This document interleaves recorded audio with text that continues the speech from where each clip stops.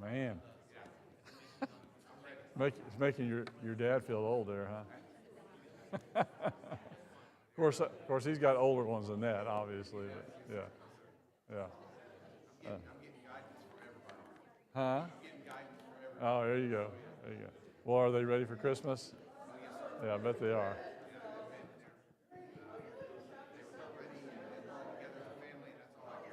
Yeah, yeah, yeah. Well, it's good to see you this morning. All right. Well, it's it's time to begin. Good to see you this morning. So glad that you're here, and a wonderful time of the year, and just to be with wonderful people this morning. You guys really are encouraging, and so thank you so much for your attendance. At Bible class, we're studying from the book of Jeremiah, and let's begin with prayer this morning. And Clinton, would you mind leading us in prayer?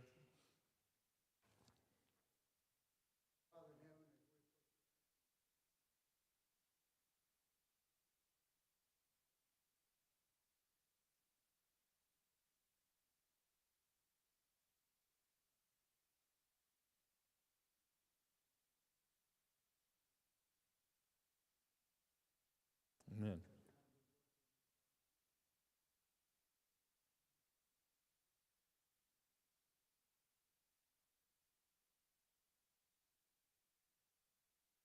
Amen. Okay, well, I came this morning because I thought somewhere in the building, and maybe somebody knows that's been here a while, that I thought we had this older-looking sort of piece of pottery that we use in Vacation Bible School. And the only thing I could find, and Jay brought it down, I'm a little embarrassed because it doesn't really look like it came from Israel. It looked like it came, as Lolly said, from Greece, but it's a pot, okay? So does anybody know why in the world I have a pot down here today? It's supposed to be a clay pot. I think it's made out of clay. No, it's plastic. I don't know what it is. Anybody have any idea why I would bring this down here?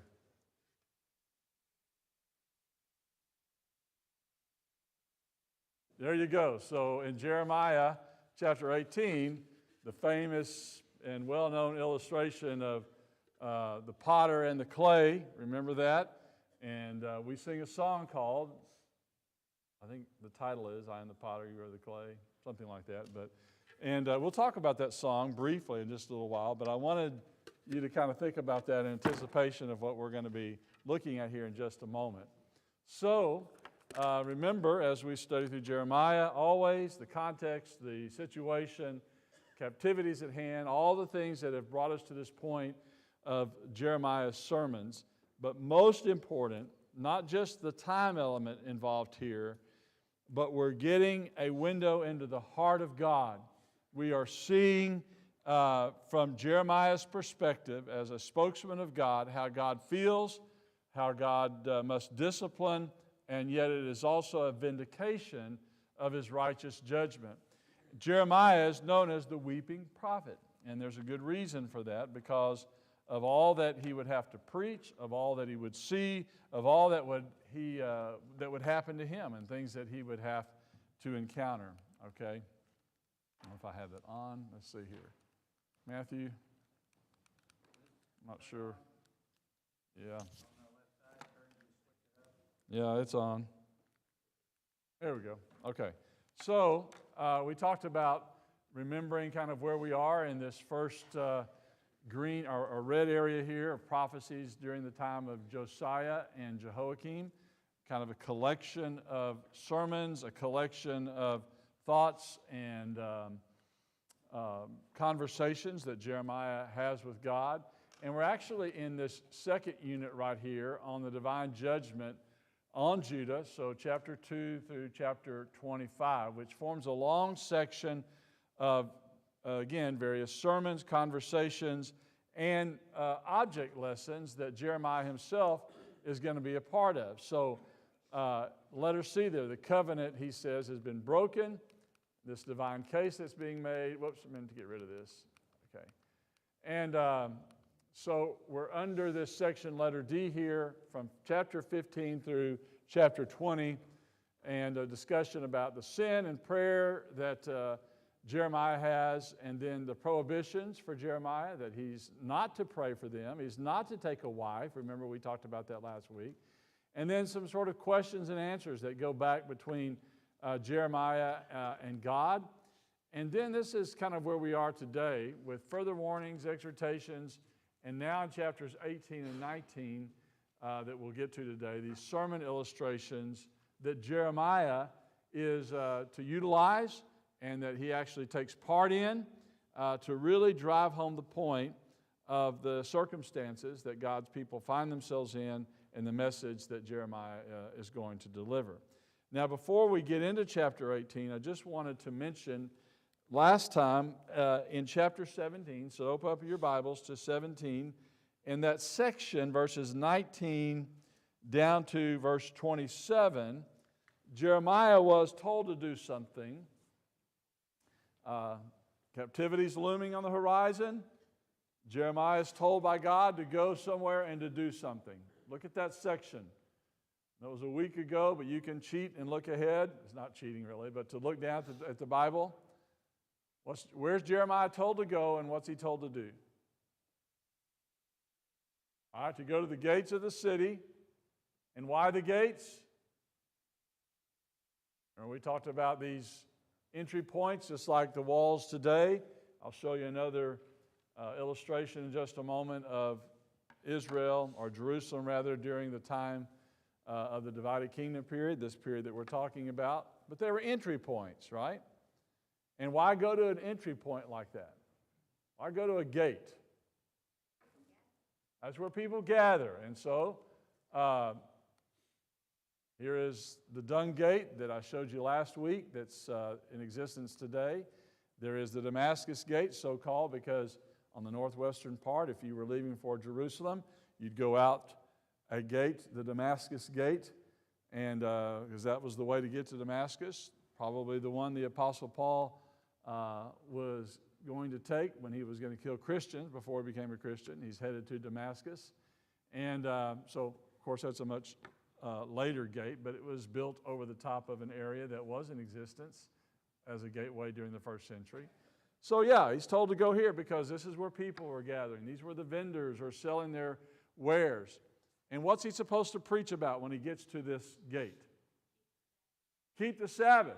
They're not keeping the Sabbath, right? They're selling their wares. They're doing all these things and carrying their burdens down there and setting up their table, and they're violating the Sabbath. Now, very important. It's not just, I made this point at the end of class very hurriedly, it's not that God is just saying, Jeremiah, go tell them they're breaking one of my commandments, which is bad enough, right? They are, and that ought to be the end of it. But what's so important about the Sabbath? What's to happen on the Sabbath?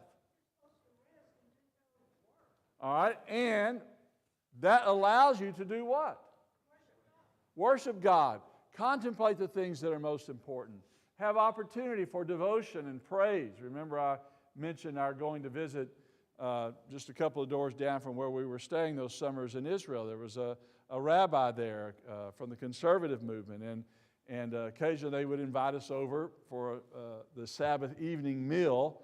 And then, so I would talk to him, what do you do on the Sabbath? And he said, we don't turn on the television. Most people don't. Even if they're not all that practicing of the Jewish faith, even though they're of Jewish heritage, they may not be all that religious, but it's a time for family to be together and a time for especially people who are devoted to God to just pray and to study and to relax and to take this time in to sort of rejuvenate both physiologically but spiritually.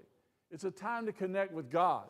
So the Sabbath was extremely important because they needed to know more about God. They needed to refine and develop that relationship. Remember this: rules without a relationship equals rebellion. Now that's a good axiom for parents to remember, for an eldership to remember, right? For preachers to remember.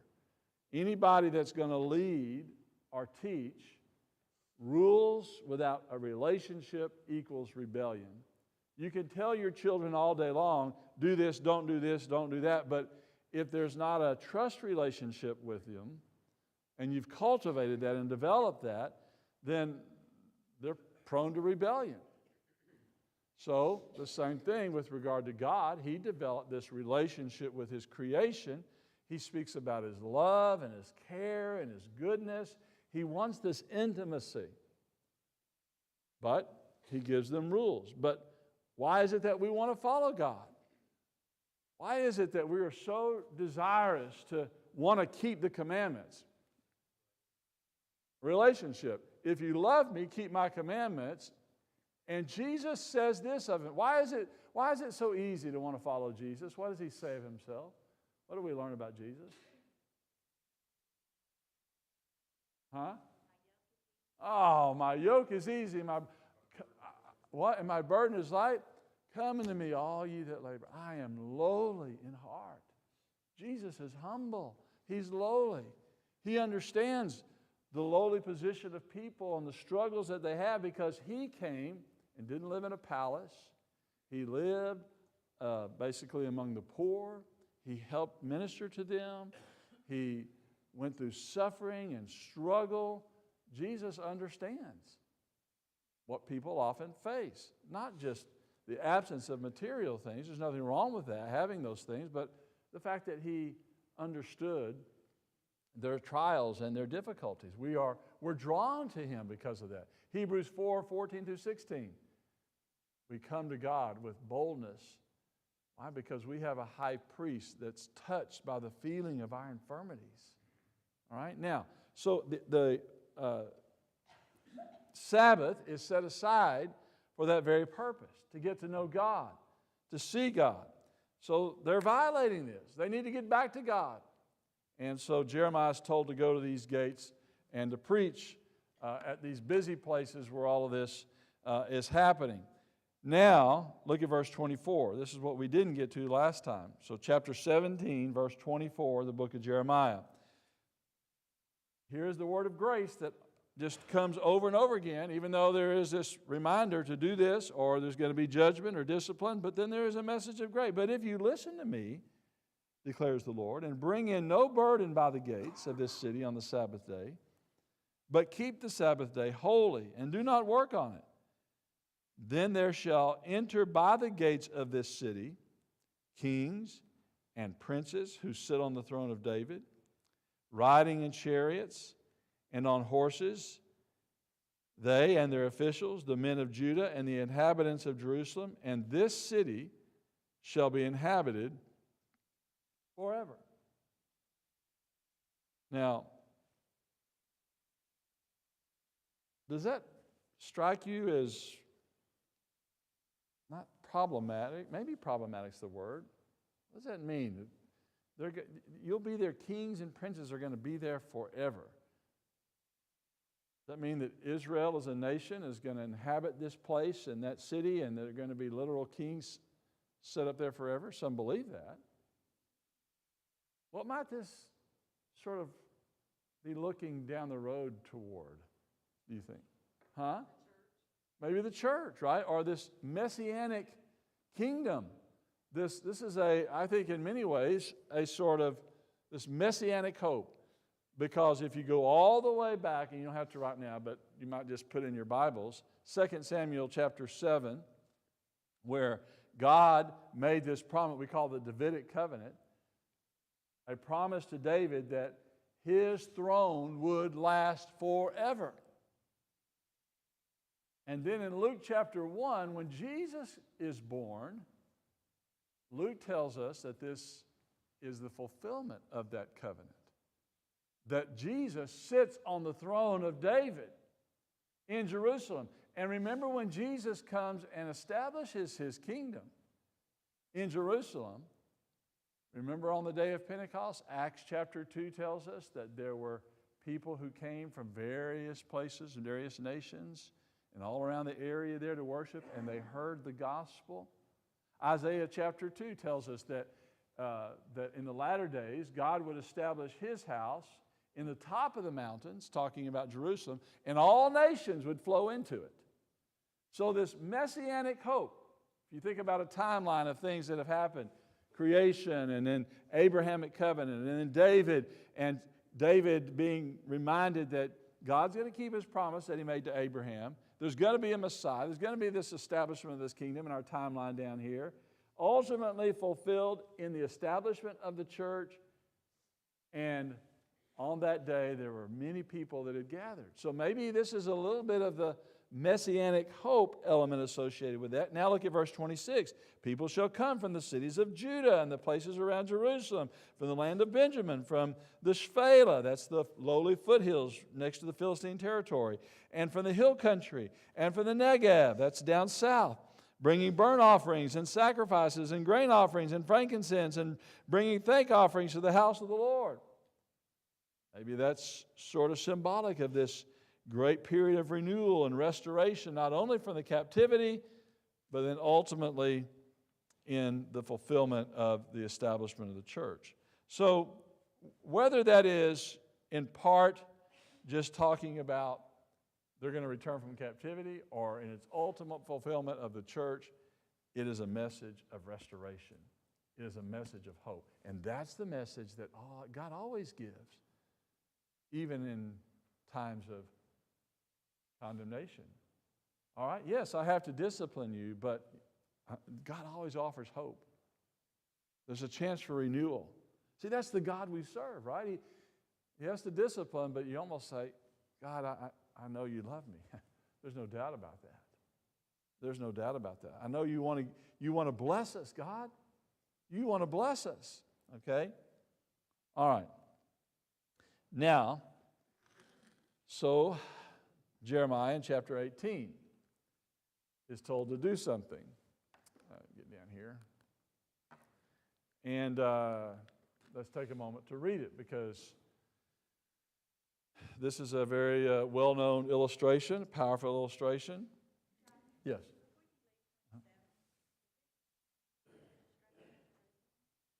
I think so. So let's read verse 27. But if you do not listen to me, keep the Sabbath day, to keep the Sabbath day holy, and not bear a burden, and enter by the gates of Jerusalem on the Sabbath day, then I will kindle a fire in its gates, and it shall devour the palaces of Jerusalem, and shall not be quenched. Yeah, so you guys, listen. If you don't return, come back to me, then I have to make this final step. All right, it's this refrain, right, that we were kind of hearing and heard several times. I want you to come back. I'm sending you a message, but ultimately, if you don't, here's what's going to happen. It's a matter of discipline. All right, so now, again, think about this as a sort of collection of things that Jeremiah is writing down, of things that he has heard and what God's told him to do and what he's supposed to do. And now he says, the word of the Lord came to Jeremiah. The word that came to Jeremiah from the Lord. I want you to go down to the potter's field, and there I will let you hear my words. Now, stop there for just a moment. Have we encountered Jeremiah before being told to do something as an object lesson, as a way to really drive home the point? He's supposed to go somewhere else on another occasion, a long ways away. Remember, a few chapters back, he's told to go to the Babylonian territory itself and the Euphrates River. And what's he supposed to take to the Euphrates River? A cloth. Remember that cloth that some sort of what some translations say is a loin cloth, and he's supposed to bury it there, this linen cloth, and then come back and take it out of there, and it's soiled, right? It's dirty. And it's an object lesson that says, this is my people. They were pure, they were good. I put them in a great situation, and now what's happened? Their garments have been soiled. Is Jeremiah going to wear that now as an object lesson? He wore some other strange things and did some other strange things to capture attention. I couldn't help but think about maybe him wearing that cloth, or what we're going to see today in him breaking a jar, or later on he's going to wear a yoke that would have went on an oxen. And I thought, well, what would we do today if a preacher really wanted to drive home a point or something, and he's preaching about we are the light of the world. what if Jacob one Sunday morning got up and he's wearing this headlamp that has a big light on it, and he preaches the entire sermon with a headlight on it. You think, okay, he's gone bonkers. What's going on up there? But, you would never forget that sermon, would you? Right? Think about Jeremiah wearing maybe that cloth, or he's got that yoke on. You'd never forget that sermon. Or what he's going to do today in a very dramatic fashion with the breaking of this jar. Well, so let's continue reading. I want you to go down to the potter's field. Verse 3 says, "So I went down to the potter's house, and there he was working at his wheel, and the vessel he was making of clay was spoiled in the potter's hand. And he reworked it in another vessel, as it seemed good to the potter to do."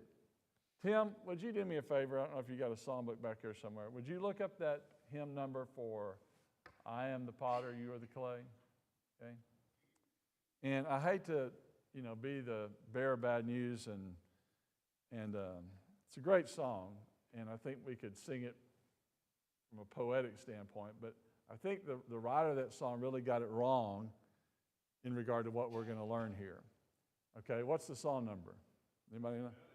You hadn't found it yet?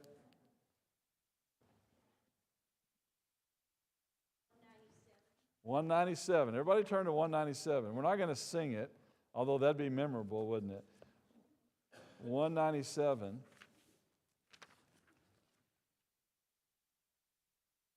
Okay, this song, the imagery of the song comes from this passage in Jeremiah 18. So, "Have thine own way, Lord, thou art the potter, I am the clay. Mold me and make me after thy will, while I am waiting, yielded and still." So it's a beautiful psalm that says basically, God, here I am. You press and make and mold me into what you want me to be, and then I'll end up being this beautiful jar, God, because I'm going to let my heart be soft and let you mold me. Well, there's nothing wrong with our thinking about that. I'm not saying that the writer here is wrong in that idea, because it's true, our hearts ought to be moldable. But some people believe that this writer got the idea here from Jeremiah 18, and that's not the idea.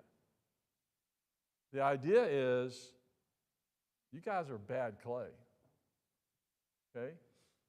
I was so excited to be able to mold you into something special. And we'll talk about this image that I've got up here before you, but let's keep reading so that we get the full understanding of what this illustration is all about. So verse 5, "Then the word of the Lord came to me, O house of Israel, can I not do with you as the potter has done, declares the Lord? Behold, like the clay in the potter's hand, so are you in my hand, O house of Israel. If at any time I declare concerning a nation or a kingdom that I will pluck up and break down and destroy it, and if the nation concerning which I have spoken turns from its evil, I will relent of the disaster that I intended to do to it. And if at any time I declare concerning a nation or a kingdom that I will build and plant it, and if it does evil in my sight, not listening to my voice, then I will relent of the good that I have intended to do to it. Now therefore say to the men of Judah and the inhabitants of Jerusalem, thus says the Lord," here it is, "Behold, I am shaping disaster against you and devising a plan against you. Return every one from his evil way, amend your ways and your deeds." So let's start there. First of all, God shapes, God molds. He's involved in this world. He makes things like a potter who creates things. And sometimes God creates and brings about disaster, but never for, a purpose that is unholy. God always does what is right. It is for justice. It is as a means of disciplining his people to get them to wake up. So sometimes God forms them in that way, or forms nations, or brings about nations. Now, we said a few weeks ago, it's not as though when someone dies that God just pushes the button right here and says, oh, I want that person to die, and this person, I want this one, and indiscriminately, just sort of whimsically does it in a capricious fashion. It's not that at all. But because God has put into place the laws of nature, because God, and I don't understand every element of what he does and how he does it, but is involved in this world, it can be said, therefore, God does do some of those things. And the point, I think, is, first of all, God's in control. He is the sovereign ruler of this universe. But now go back to the first couple of verses in chapter 18. What are some key things in verse 4 in particular that we learn about Israel? And what is maybe even Jeremiah learning from this experience of going down to the potter's house? What's he learning about Israel? What do you think? They was spoiled, so Israel was spoiled. Okay, so first of all, right, this clay is not what it ought to be. Now, has anybody in here ever done any pottery work on a wheel like this? Or every once in a while, I run into somebody that actually creates pottery and does it. It's kind of a neat thing to hear about. I know about this much about pottery making, but I learned a little bit more about it when we were in Israel, just seeing that even in the ancient world, you could get clay that's from the ground, but they would mix that clay with certain, what they call bitumen, like little crushed up pieces of rock or maybe tiny pieces of like gravel. But the clay wasn't always the same. You know, sometimes you had good quality clay depending upon where it came from and the sources that, you know, are the chemical or the elements that are part of it. And so some clay that you have, and it's depending upon the mixture and the amount of water and what you put in it, is very pliable. And you can make it into a really sort of unique vessel. Can you imagine a vessel, even something like this that I showed earlier, right, that allows you to be able to form it in very unique shapes and sizes with maybe a small handle or a very unique, look at the spout on that particular piece of pottery there. Some pottery was real basic and may not have been just like when people buy china today. They can buy expensive china or they can buy Corelle. Do they still make Corelle? I don't know. Anyway. Huh? That's not China. Okay, yeah. Not China, all right? So in other words, you can buy utility kind of stuff or you can buy the expensive stuff. How do you make the expensive stuff? How do you make the beautiful pottery? It depends on the clay. And so it's got to be pliable. And so what's happening is this potter, and here he is, here is a replication of a potter's wheel from the ancient world. It's got a stone on the bottom that they're pushing with their foot, okay, and spinning it, and then the little table on top is obviously spinning. And that's where they put the clay, and so as it's moving, they're able to hold it and form it. Jeremiah's watching this, and he sees the potter trying to make this sort of beautiful vessel. And after a while, it's like, this clay is not pliable. This clay is not allowing me to make the beautiful piece of pottery that I want to make. And so the potter goes, ugh. And he has to reshape it now into something that's not quite as beautiful. Okay? Here's the point. Do you remember one of the passages I have emphasized over and over again, or books, in studying Jeremiah is Deuteronomy, where God said, I'm bringing you into this land, and you can have so much, you can go all the way to the Euphrates, all the way up north to the Babylonian area. You can go all the way down to Egypt. This massive, expansive land that is available to them. and I want to bless you with great wealth, and I want to give you all this, and I want you to be a light to the nations. And people will come and they'll say, look at how this people, Israel, has been blessed by their Jehovah God. And they're so beautiful. It's sort of like what could have been. God saying through this imagery, I wanted to make this beautiful vessel. I wanted to make this pot that was so awesome and gorgeous. But the clay was so subpar. And I ended up having to make something else.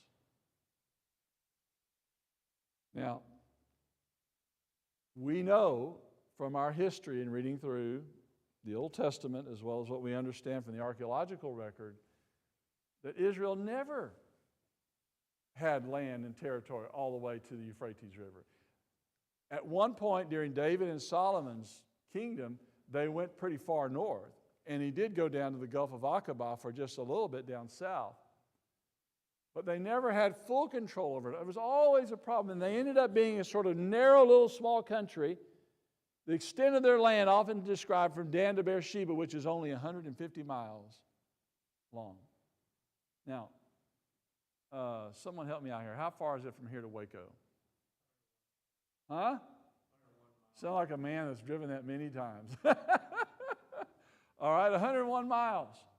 So imagine God saying, I want to bless you with all of Texas. All I could give you was here to Waco or a little further north of Waco, Waxahachie or whatever is north of there, right? You narrowed yourself down. It could have been so beautiful. I think that's the message here that we're seeing, is that what could have been, all right, O house of Israel, cannot not do with you as this potter has done, and I can reshape and reform, but it's never going to be to what it could be. And there's going to be disaster that comes upon it, right? Now, so we jump down to verse 11. So after he sees this, Jeremiah sees this powerful picture here of a potter. And they would have been everywhere. I say everywhere. A lot of places, right? The vessels of the ancient world during the time that these things were written were pots, pottery. Later on, they did make more stuff out of stone, even drinking glasses and things like that. Some of them those were made out of stone. There's a whole reason for that I'm not going to get into now. But verse 11. Now, therefore, say to the men of Judah and the inhabitants of Jerusalem, thus says the Lord, behold, I am shaping disaster against you and devising a plan against you.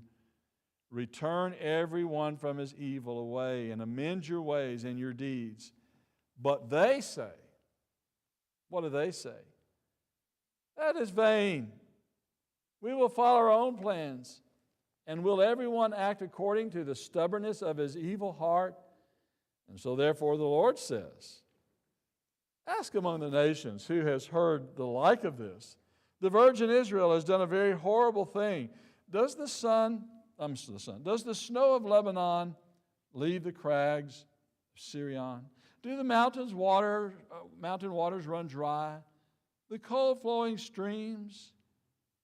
But my people have forgotten me. They make offerings to false gods.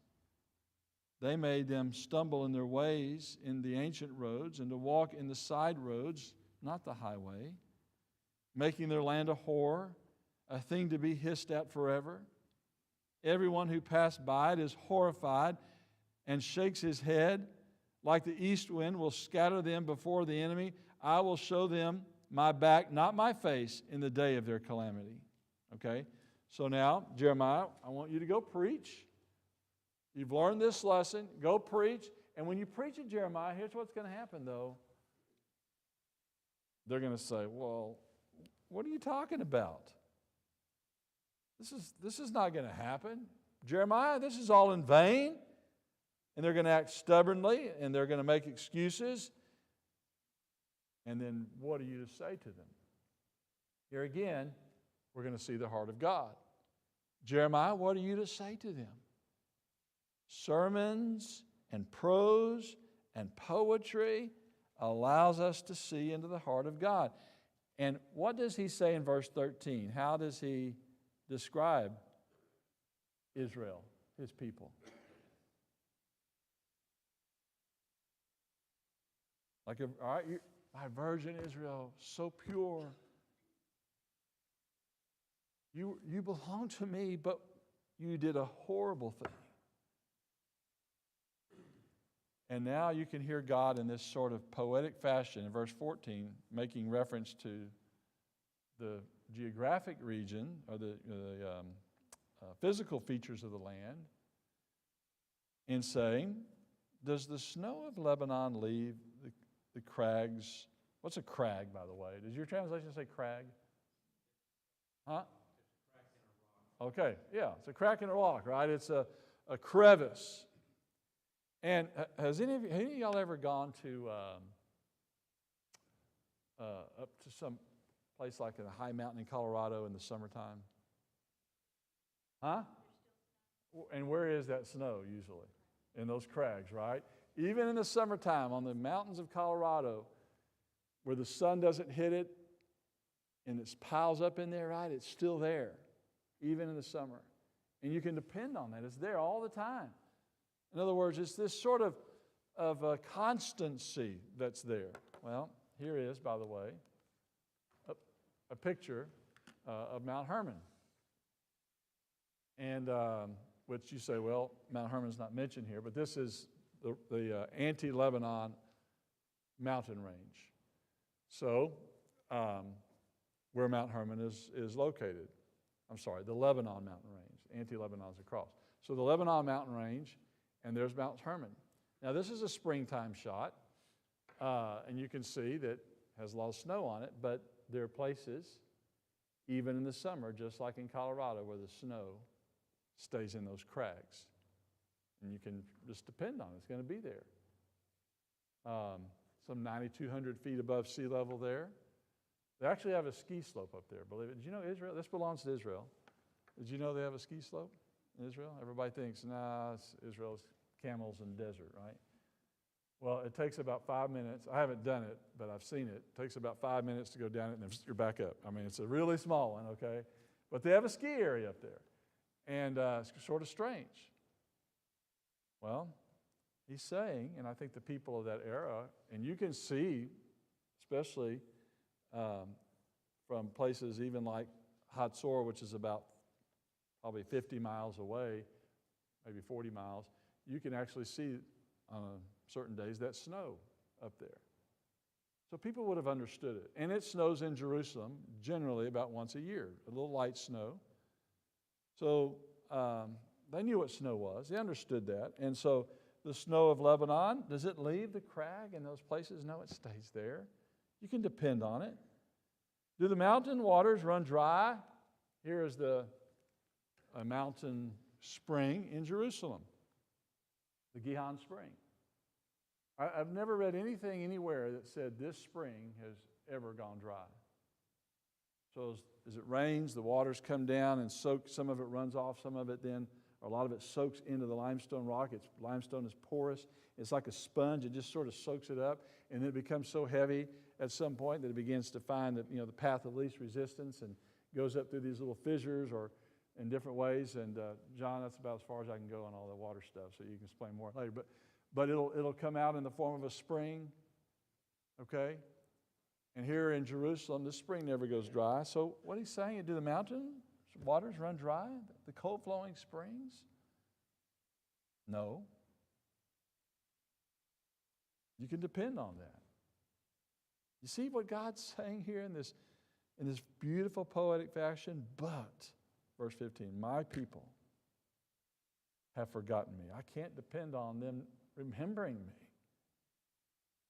Can you imagine a wife that couldn't depend on her husband, or vice versa? How would that make you feel? You didn't know your husband loved you one day, or next day didn't love you, cared anything about you. They've forgotten me. They make offerings to false idols, right? We read they stumble in their ways.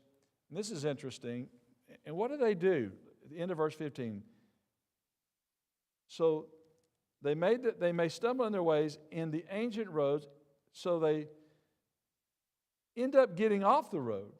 They walk into side roads, not the highway. Isn't that interesting? I love sometimes it's like we use a term so often that we forget what it first meant. A highway. Right? We think about a highway, we think of the 8 lanes with cars going up and down it. It could be straight as, flat as a pancake. But it allows a thoroughfare, doesn't it, of sort of cars uninhibited, unimpeded. Well, I wouldn't say uninhibited, but right? It's supposed to be unimpeded, this highway. Well, where did that term originally come from? People who walked in the mountains. They get up on the ridges. And in Israel today, see if I've got a map here. If you look, my little pointer doesn't work here. Let's see. But if you were to, you see where the Dead Sea is over on the right-hand side, the body of water there, the Dead Sea? Just go to the left about halfway. There's a mountain range that runs right up through the central part of Israel.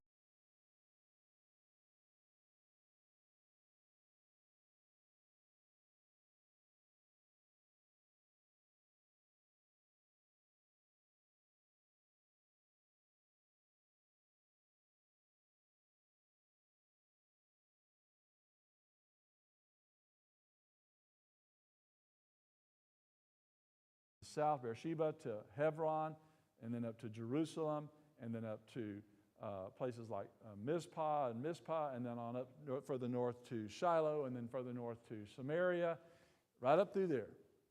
And that was a sort of an easier path to take, as opposed to going off a little bit to the left or right, where you're going to have to do this, up and down, the valleys and the hills.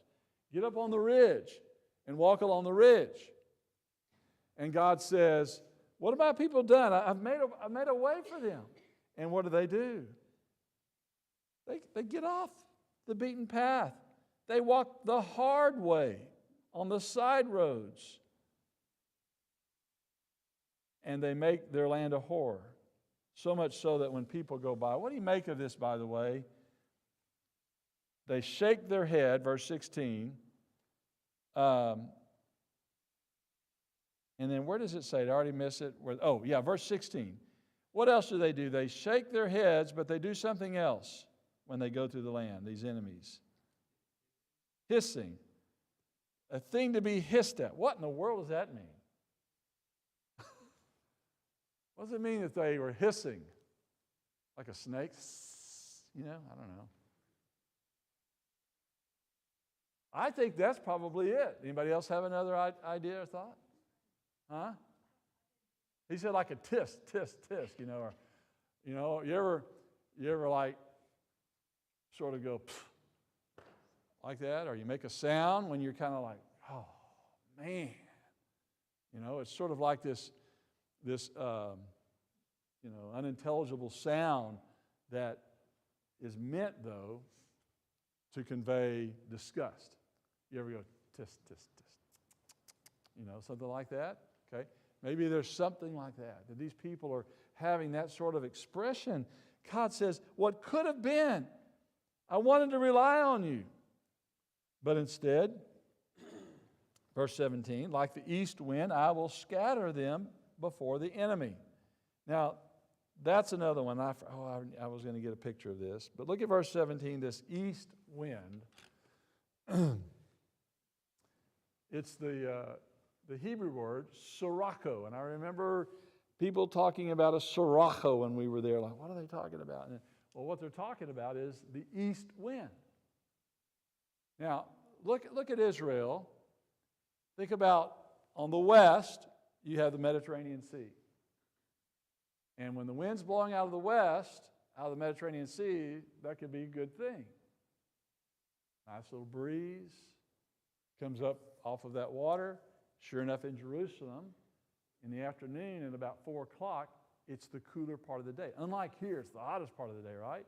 It's the cooler part of the day in Jerusalem because the winds come off the Mediterranean, and as the day heats up, it sort of brings that pressure, that wind up and up into the mountain areas a little bit, and it kind of cools down. There were times of the year, though, and you can even experience it today in July and August, when the wind kind of stops out of the west and comes out of the east. And what's on the east over there? You can even see it on the desert. The desert. And y'all ever traveled across West Texas and air conditioning went out, like it happened to a friend of mine years ago, and they said, well, we'll just roll down the window. What happened when they rolled down the window? Made it worse, right? It was like a heater. The wind coming in was so hot, coming off of that desert area. And that's the way it was at times in Israel, and even today, is that if the wind shifts from the east, it comes off of the desert, and it's just this excoriating heat. And it just burns the flowers and everything else. Now, not only does the desert come from the east, but it's symbolic in Scripture of something else coming from the east, the northeast. It's going to be Babylon, right? And these Assyrians and Syria and places like that. They're coming from the east. And so God says, like the east wind will scatter them before the enemy, I will show them my back and not my face. Oh, when someone turns their back on you, it's because they've reached their wits' end. I'll do that in the day of their calamity because they're going to have to learn. Now the conversation goes back to Jeremiah here in just a moment, because then they said, come, let us make plots against Jeremiah. Well, Jeremiah, we don't like this message at all, for the Lord shall not perish from the for the law shall not perish from the priest, nor counsel from the wise, nor the word from the prophet. Jeremiah, you're just full of hot air. Come, let us strike him with the tongue, and let us not pay attention to any of his words. And now what we have in verses 19 through 23 is sort of Jeremiah's lament or his confessions about how he got angry about this. Jeremiah is a human, and he didn't always do everything just right, and he's frustrated here, and I understand. All right, here he's trying to help these people. He's trying to preach to them, and now they're just saying, let's strike him with our tongue. Let's just really put him in his place verbally. Let's verbally abuse him. Imagine how that made Jeremiah feel. Well, here's how you know how he felt. Hear me, O Lord. Listen to the voice of my adversaries. Should good be repaid with evil? Yet they have dug a pit for my life. Remember how I stood before you to speak good for them and to turn away your wrath from them. Therefore, you can almost hear his anger here. Deliver them up. Deliver up their children to famine. Give them over to the power of the sword. Let the wise become like childless and widowed. May their men meet death by pestilence. Their youth be struck down by the sword in battle. May a cry be heard from their houses. Jeremiah's not happy. Now, we know Jeremiah. Oh, I'm sorry. That clock is not on. Right. I'm sorry. Yeah, it's off. I've been going by that clock. Sorry. Okay. All right. So, anyway, Jeremiah's not happy. We'll pick this up next week, Lord willing. Good to be with you. I can't hear the bells. I'm sorry, Matthew. I just don't hear them. That clock in my defense says